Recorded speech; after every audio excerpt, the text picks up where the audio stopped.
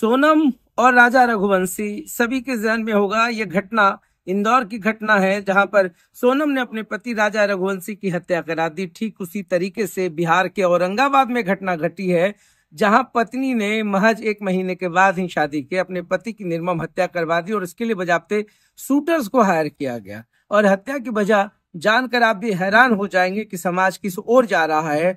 60 साल के फूफा के प्रेम में पागल गुंजा ने अपने पति प्रियांशु की निर्मम हत्या करा दी और इसके लिए बजाते उसके फूफा ने 2 शूटर्स हायर किए। सारी कहानी स्क्रिप्ट जो रची गई वो शादी के मंडप पे रची गई। वरमाला के बाद ही गुंजा ने यह प्रण किया था कि किसी भी कीमत पर वो अपने प्यार को हासिल करके रहेगी। गुंजा जब गिरफ्तार होकर पुलिस के सामने आई तो फिल्म स्टाइल में कहा, प्रेम तो अंधा होता है, प्रेम की कोई उम्र नहीं होती है। मगर गुंजा भूल गई कि सामने वाला कोई और नहीं, उसका खुद का फूफा है। फूफा को शक हुआ, बात परिवार तक चली गई और जब बात परिवार के कानों तक चली गई तो फिर गुंजा के लिए लड़का देखना शुरू हो गया। उसके बाद शादी की तारीख तय हो गई, सब कुछ हुआ।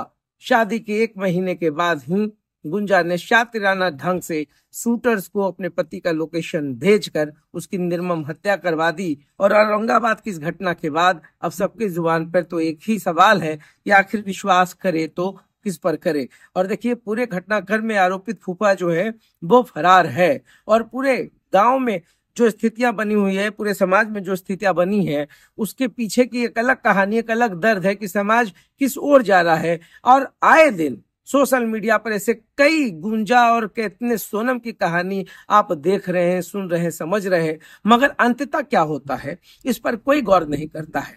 बात सिर्फ गुंजा की नहीं है, बात सिर्फ सोनम की नहीं है। आप सोचिए कि सारी घटना के बाद क्या होता है। अंततः रिजल्ट वही होता है जो पुलिस चाहती है। पुलिस का इन्वेस्टिगेशन और कुछ दिनों की मस्ती के बाद आखिरकार पकड़े जाते हैं, जेल भेज दिए जाते हैं और पूरी कहानी बस वही उसी बद्र जेल के पन्नों में दर्ज हो जाती है, जहां पर सारी दास्तान खत्म हो जाती है। फिर ना तो गुंजा प्रेम कर सकती है अपने फूफा से, और दोनों को अगर गिरफ्तार होते हैं तो फिर भविष्य क्या होगा। सोनम ने भी नहीं सोचा होगा, पूरी कहानी उलझी हुई है। सोनम ने राजा रघुवंशी की हत्या करा दी, उसके बाद पूरे देश में चर्चा होने लगी।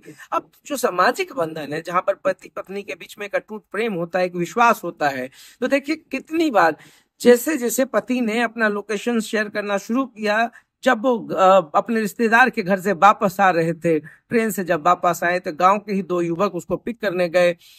गुंजा जो है अपने पति से संपर्क में थी और उसने लगातार कोशिश की जानने की लोकेशन क्या है, और जैसे ही वो लोकेशन बताता वो शूटर्स को बता देती कि मेरे पति का लोकेशन क्या है। उसके बाद जैसे ही वो नजदीक आए, शूटर्स के लोकेशंस में आए, उसके बाद ताबड़तोड़ 4 गोलियां दाग दी गई। उसके बाद पूरे घटना का राज तब खुलता है जब पुलिस सब कुछ खंगालना शुरू कर देती है। टावर लोकेशंस, मोबाइल लोकेशंस, हर कुछ खंगाला जाता है। कॉल डिटेल्स, गुंजा के कॉल डिटेल्स में जब एक अननोन नंबर को ट्रेस किया जाता है और उसकी जब गिनती की जाती है तो पता चलता है कि लगातार इसके संपर्क में क्यों है।